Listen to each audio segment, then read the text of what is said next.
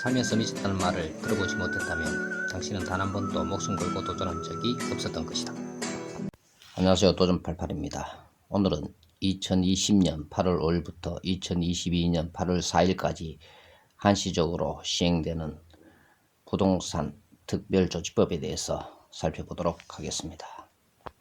먼저 특별조치법이란 무엇인지에 대해서 살펴보도록 하겠습니다.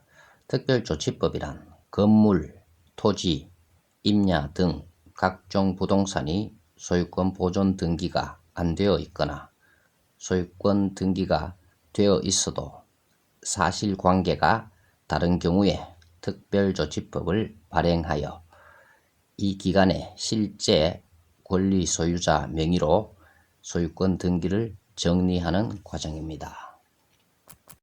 신청 기간에 대해서 설명드리겠습니다. 2020년 8월 5일부터 시작하여 2022년 8월 4일이면 끝나게 됩니다. 신청 기간이 많이 남아있지 않기 때문에 아직도 신청 못하신 분들은 서둘러 신청해 주시기를 당부드립니다. 특별조치법은 몇 년마다 시행되는지에 대해서 살펴보도록 하겠습니다. 특별조치법은 보통 12년에서 15년의 간격을 두고 시행됩니다. 1978년, 1993년, 2006년 이렇게 시행을 했습니다. 이번에는 2020년 8월 5일부터 2022년 8월 4일까지 만 2년간 시행을 합니다. 따라서 이번 기회를 놓치면 또다시 최하 15년 정도는 시간이 지나야만 특별조치법이 시행된다고 봐야 합니다. 특별조치법 내용에 대해서 살펴보도록 하겠습니다. 이번에 시행하는 특별조치법 내용은 1995년 6월 30일 이전에 상속, 매매, 증여, 교환 등 사실상 법률 행위로 양도된 부동산이 아니면 지금까지 소유권 보존 등기가 안 되어 있는 부동산, 등기가 되어 있지만 실제 권리자와 등기부상 권리자가 상이한 부동산, 농지, 건물, 임야 등을 신청받아서 소유권을 정리하는 기간입니다. 적용 대상 부동산을 살펴보면 각 지역별로 적용 대상 부동산을 보면 인구가 50만 명 이하의 농지나 임야, 읍, 면 지역 내의 토지와 건물, 인구가 50만 명 이상 되는 시 중에서 1988년 1월 1일 이후에 편입이 된 지역의 농지와 임야가 해당됩니다. 참고로 소유권에 관해 소송 중이거나 불법 건축물은 해당 사항이 없습니다. 신청 방법에 대해서 알아보도록 하겠습니다. 신청 방법은 해당 부동산 관할 지역의 시장, 읍, 면장에게 위촉받은 사람 중 5명 이상 보증서가 필요하며 보증인 5명 중에 1명은 반드시 법무사나 변호사가 꼭 포함되어야 신청이 가능합니다. 신청은 해당 관청 민원실에 접수하시면 됩니다.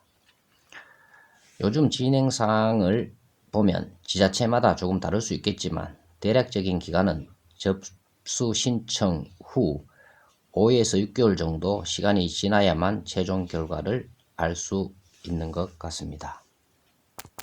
허위 신고에 대해서 알아보도록 하겠습니다.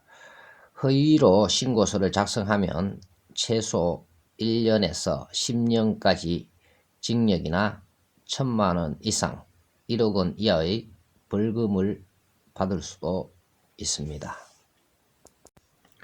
확인서 발급 신청 시 첨부 서류에 대해서 알아보도록 하겠습니다. 5명의 보증인이 보증하여 날인한 보증서, 미등기 부동산의 경우 등기소에서 발급한 미등기 사실증명서, 농지의 경우 농지 취득 자격 증명서 등입니다. 자격 보증인 보수에 대해서 알아보도록 하겠습니다. 법무사, 변호사의 자격이 있는 보증인의 보수는 450만 원을 초과하지 않는 범위 내에서 확인서를 발급받으려는 자와 자격 보증인 간 약정으로 정합니다. 실례를 한번 들어보겠습니다. 등기부 등본상에서는 미등기로 되어 있고요. 토지 대장에는 증조부 앞으로 등기가 되어 있는 그런 상황입니다. 자, 이럴 때는 보면 증조부나 조부는 다 돌아가신 상태가 되어 있고요.